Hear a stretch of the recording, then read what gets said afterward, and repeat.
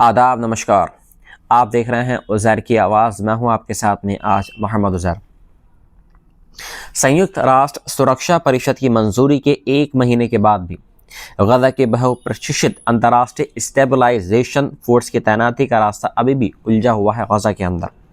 America इसे 2026 की शुरुआत में ज़मीन पर उतारना चाहता है, लेकिन इसराइल और तुर्की के बीच तेज कूटनीतिक टकराव ने पूरी योजना को रोक दिया है। तुर्की खुलकर कह चुका है कि वे कम से कम 2000 सैनिक भेजने को पूरी तरीके से तैयार है। शांति मिशनों का एक एक्सपर्ट का दल इस और भी कई चीज़ें भेजने के लिए तैयार है, लेकिन इजराइल ने साफ शब्दों में कहा है कि गाजा में तुर्की सैनिक बिल्कुल भी स्वीकार नहीं किए जाएंगे। अमेरिकी अधिकारियों ने संकेत दिए हैं कि फोर्स को 3 ठोस ब्रिगेड में बदलकर 15,000 से 20,000 तक जवान उतारे जा सकते हैं, लेकिन इस बहुराष्ट्रीय ढांचे की सबसे अहम ईंट तुर्की ही है। गजा के अंदर मिडिल ईस्ट आई को बातचीत से जुड़े एक सूत्र ने बताया कि अगर तुर्की हटता है तो सऊदी अरब, अजरबैजान, पाकिस्तान और इंडोनेशिया जैसे देश भी भागीदारी से पीछे हट सकते हैं। दूसरी तरफ यूएई ने पहले ही कहा था कि वह फिलहाल हिस्सा नहीं बनेगा। जो गाजा में जो दूसरों मुल्क की जो फौज वहाँ पर डिप्लॉय की जाएंगी उसमें वो बिल्कुल भी भागीदार नहीं होगा। और इजरायली मीडिया रिपोर्टों में दावा हुआ था कि अबू धाबी को तुर्की, कतर प्रभाव और मुस्लिम ब्रदरहुड नेटवर्क के सक्रिय होने का वहां पर डर है। यूएई मानवीय मदद और पुनः निर्माण पर ध्यान देगा, सुरक्षा मोर्चों पर नहीं, ये तुर्की का कहना है। इस तनाव में एक और चिंगारी तब पड़ी जब पिछले महीने तुर्की ने प्रधानमंत्री नेतन्याहू के खिलाफ वॉर क्राइम्स के आरोपों में अंतर्राष्ट्रीय गिरफ्तारी वारंट जारी कर दिया।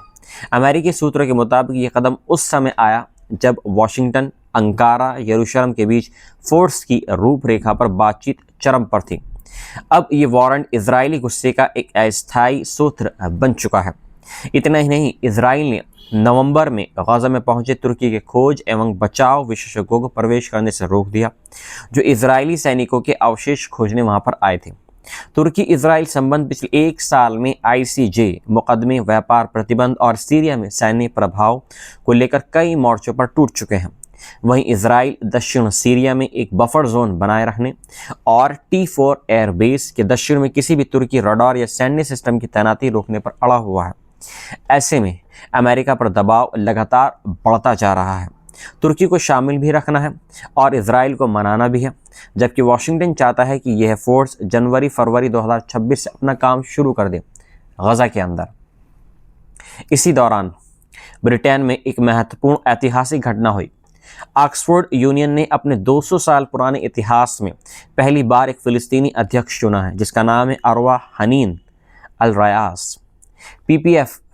PPE की छात्रा अरवा ने 757 प्रथम विकल्प वोट लेकर इसमें जीत हासिल की है।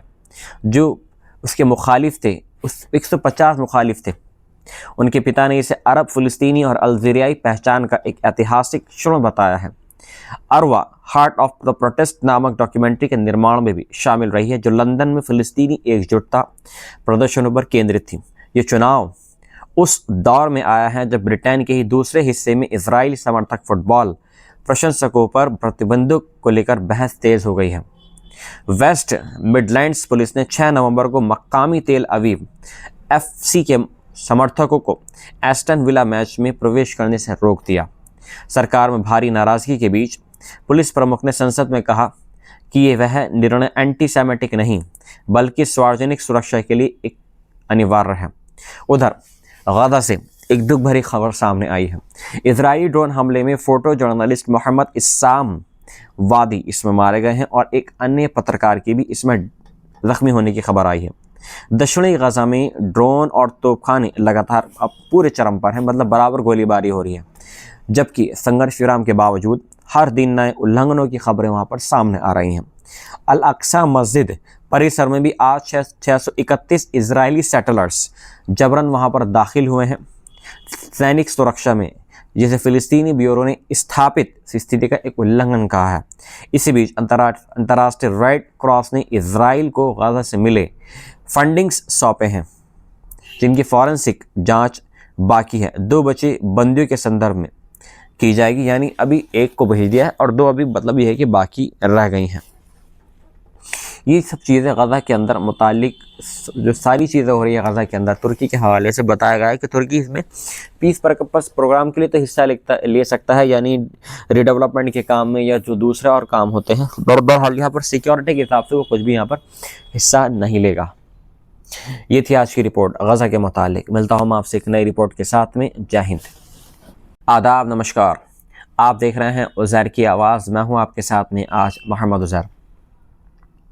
संयुक्त राष्ट्र सुरक्षा परिषद की मंजूरी के 1 महीने के बाद भी गज़ा के बहुप्रशिक्षित अंतर्राष्ट्रीय स्टेबलाइजेशन फोर्स की तैनाती का रास्ता अभी भी उलझा हुआ है गज़ा के अंदर।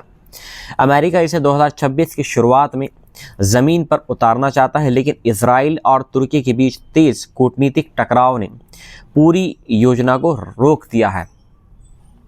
तुर्की खुलकर कह चुका है कि वे कम से कम 2000 सैनिक भेजने को पूरी तरीके से तैयार है। शांति मिशनों का एक एक्सपर्ट का दल इस और भी कई चीज़ें भेजने के लिए तैयार है, लेकिन इजराइल ने साफ शब्दों में कहा है कि गज़ा में तुर्की सैनिक बिल्कुल भी स्वीकार नहीं किए जाएंगे। अमेरिकी अधिकारियों ने संकेत दिए हैं कि फोर्स को 3 ठोस ब्रिगेड में बदलकर 15,000 से 20,000 तक जवान उतारे जा सकते हैं, लेकिन इस बहुराष्ट्रीय ढांचे की सबसे अहम ईंट तुर्की ही है गज़ा के अंदर। मिडल ईस्ट आई को बातचीत से जुड़े एक सूत्र ने बताया कि अगर तुर्की हटता है तो सऊदी अरब, अजरबैजान, पाकिस्तान और इंडोनेशिया जैसे देश भी भागीदारी से पीछे हट सकते हैं। दूसरी तरफ यूएई ने पहले ही कहा था कि वह फिलहाल हिस्सा नहीं बनेगा। जो गज़ा में जो दूसरों मुल्क की जो फौज वहाँ पर डिप्लॉय की जाएंगी उसमें वो बिल्कुल भी भागीदार नहीं होगा। और इजरायली मीडिया रिपोर्टों में दावा हुआ था कि अबू धाबी को तुर्की, कतर प्रभाव और मुस्लिम ब्रदरहुड नेटवर्क के सक्रिय होने का वहां पर डर है। यूएई मानवीय मदद और पुनः निर्माण पर ध्यान देगा, सुरक्षा मोर्चों पर नहीं, ये तुर्की का कहना है। इस तनाव में एक और चिंगारी तब पड़ी जब पिछले महीने तुर्की ने प्रधानमंत्री नेतन्याहू के खिलाफ वॉर क्राइम्स के आरोपों में अंतर्राष्ट्रीय गिरफ्तारी वारंट जारी कर दिया।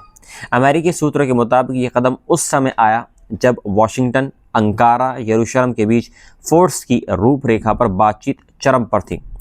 अब ये वारंट इजरायली गुस्से का एक अस्थायी सूत्र बन चुका है। इतना ही नहीं, इजराइल ने नवंबर में गज़ा में पहुंचे तुर्की के खोज एवं बचाव विशेषज्ञों को प्रवेश करने से रोक दिया, जो इजरायली सैनिकों के अवशेष खोजने वहां पर आए थे।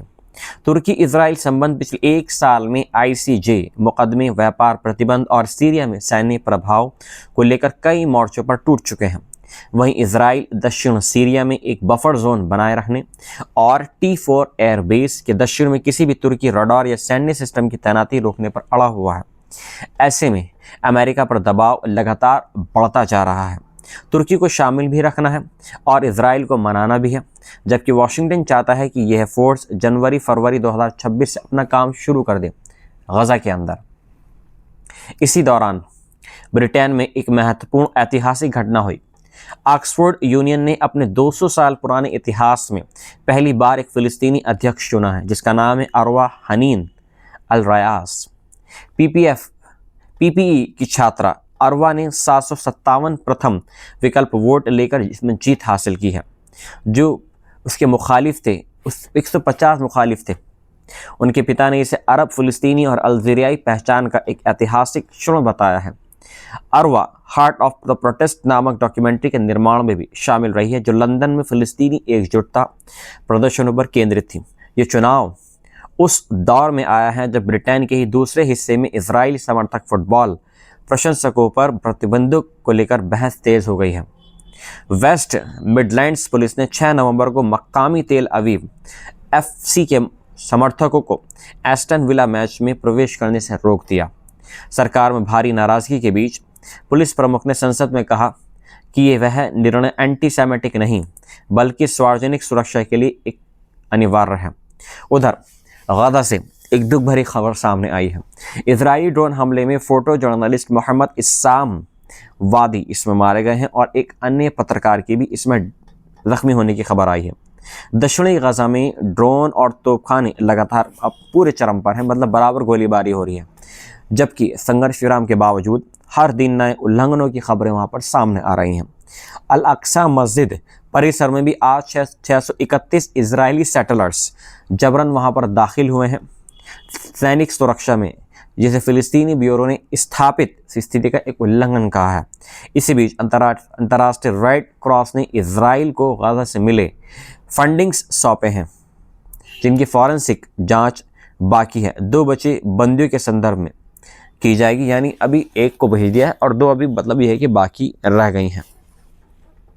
ये सब चीज़ें गज़ा के अंदर मुतालिक जो सारी चीज़ें हो रही है गज़ा के अंदर, तुर्की के हवाले से बताया गया है कि तुर्की इसमें पीस पर्पस प्रोग्राम के लिए तो हिस्सा ले सकता है, यानी रिडेवलपमेंट के काम में या जो दूसरे और काम होते हैं। बहरहाल यहाँ पर सिक्योरिटी के हिसाब से वो कुछ भी यहाँ पर हिस्सा नहीं लेगा। ये थी आज की रिपोर्ट गज़ा के मुतालिक। मिलता हूँ मैं आपसे एक नई रिपोर्ट के साथ में। जय हिंद।